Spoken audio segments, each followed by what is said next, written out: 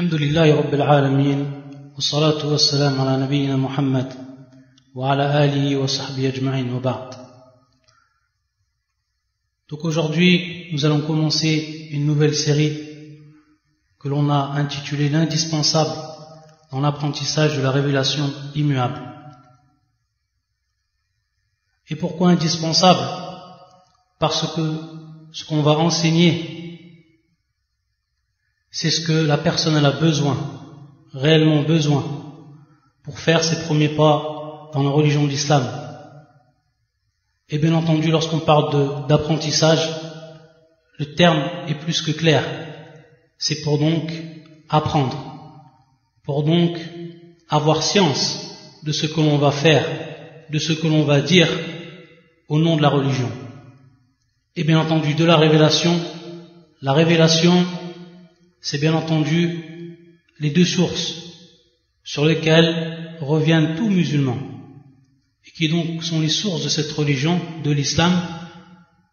Et bien entendu le premier qui est le Coran et le deuxième la sunna, c'est-à-dire la tradition du prophète sallallahu alayhi wa sallam. Et immuable parce que bien entendu ces deux sources n'ont jamais changé. Depuis qu'elles ont été révélées sur le prophète Mohammed, il y a 14 siècles, elles n'ont jamais été altérées, elles n'ont jamais été changées, elles n'ont jamais été falsifiées. Le Coran nous est venu comme il est descendu sur le prophète sallallahu alayhi wa sallam il y a 14 siècles auparavant. Et les gens l'ont appris par cœur, génération après génération. Et donc il nous est venu intact dans la poitrine des hommes, et également, après que cela soit simplifié avec les moyens modernes, par écrit. Ala kulli hal, immuable, qui n'a donc subi aucun changement. Et donc ici l'authenticité d'une religion, ou même la sunna, c'est-à-dire la tradition du prophète, elle a été préservée jusqu'à nos jours. C'est-à-dire, on dit la tradition, c'est les paroles enregistrées du prophète, c'est les actes enregistrés du prophète, c'est les approbations enregistrées du prophète, mais également comment était le prophète par rapport à ses caractéristiques, à son caractère, et même ce qui était propre à lui, sallallahu alayhi wa sallam. Tout cela a été conservé par des méthodes scientifiques, et notamment donc ici, pour ce qui est, en l'occurrence de la sunna, par des méthodes scientifiques qui ont été élaborées dès les premiers siècles par les savants de l'islam. Et aujourd'hui, 14 siècles après, on peut ouvrir les livres de la sunna et lire avec, ou tout en étant apaisé, ou en ayant une conviction totale et une confiance complète, ouvrir donc les livres de la sunna et savoir ce que le prophète a dit il y a 14 siècles. Savoir ce que le prophète sallallahu alayhi wa sallam il a fait, donc ici authenticité et la préservation de cette religion comme elle est descendue sur notre prophète sallallahu alayhi wa sallam. Donc révélation immuable, cela ne fait aucun doute.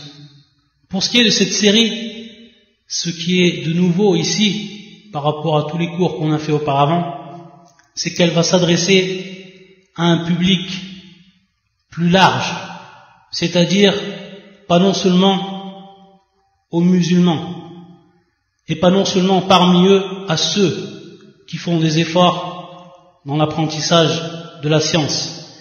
Cette série, en réalité, elle va s'adresser à 3 catégories de personnes. Et parmi eux, ou parmi ces catégories que l'on cite de suite, les non-musulmans, pour beaucoup qui n'ont pas eu la chance de connaître l'islam sous sa réelle forme, ce qu'est véritablement l'islam, en revenant donc à ses sources, à son authenticité.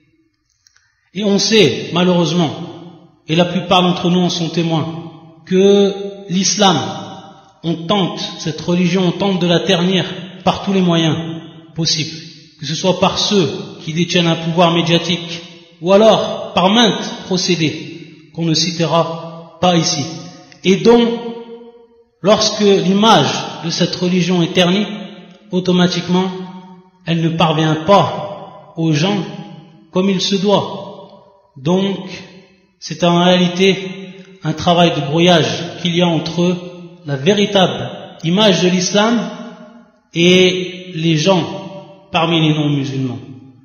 Donc cette série, elle s'adresse également à eux, et particulièrement à eux, pour qu'ils puissent, à travers ces cours, savoir ce qu'est l'islam. Et après, bien entendu, chacun a son choix, son libre arbitre de croire ou de ne pas croire, mais que cela soit fait avec science, car malheureusement, on voit que beaucoup de gens, et même parmi les musulmans, et ça on le sait, ont une ignorance de cette religion et de ses fondements et de ses objectifs et ce à quoi elle appelle.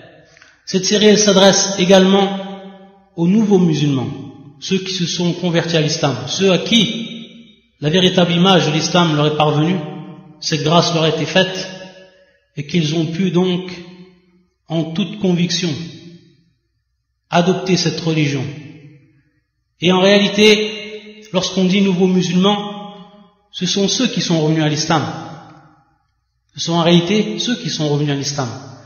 Et pourquoi cela? Parce que tout simplement, il y a un hadith, c'est-à-dire donc une parole de notre prophète sallallahu alayhi wa sallam, qui va nous indiquer que chaque personne, chaque être, qu'il soit blanc, qu'il soit noir, qu'il soit né en Occident, qu'il soit né en Orient, lorsqu'il naît, il naît musulman. Lorsqu'il naît, il naît musulman. C'est-à-dire, il naît suivant ce qu'on appelle en arabe, et un terme qui est important à comprendre, al-fitra. Al-fitra, que l'on peut traduire par la nature prédisposée, ou qu'on peut traduire par la sainte nature.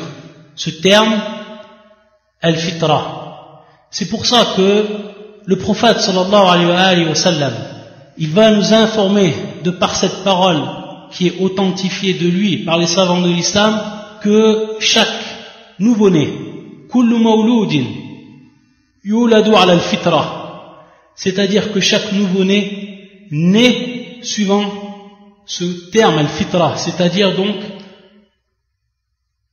la saine nature, la nature prédisposée que le Seigneur leur a donc octroyée. Et ensuite, l'enfant, il va changer suivant l'éducation qui va lui être donnée, suivant les préceptes qui va lui être inculqués. C'est pour ça qu'il dit ensuite le prophète sallallahu alayhi wa sallam, فَأَبَوَاهُ يُهَوِّدَانِهِ أَوْ يُنَصِّرَانِهِ أَوْ يُمَجِّسَانِهِ. C'est pour ça qu'ensuite le prophète, il nous informe que ce sont donc les parents qui vont le rendre, cet enfant juif, ou alors qu'ils vont le rendre chrétien, ou alors qu'ils vont le rendre majus, etc. Suivant bien entendu les religions existantes et suivant les pensées qui sont répandues dans le monde et auprès des gens. Al-Fitra ici, lorsqu'on a dit c'était la saine nature, elle consiste à quoi cette saine nature? Et on va avoir l'occasion, Inch'Allah, dans les cours prochains, de pouvoir un peu plus détailler sur ce sujet qui est plus que fondamental pour comprendre l'essence même de l'islam. Qu'est-ce que l'essence de l'islam? Et que l'on va voir à travers les cours qui seront donnés sur les piliers de l'islam.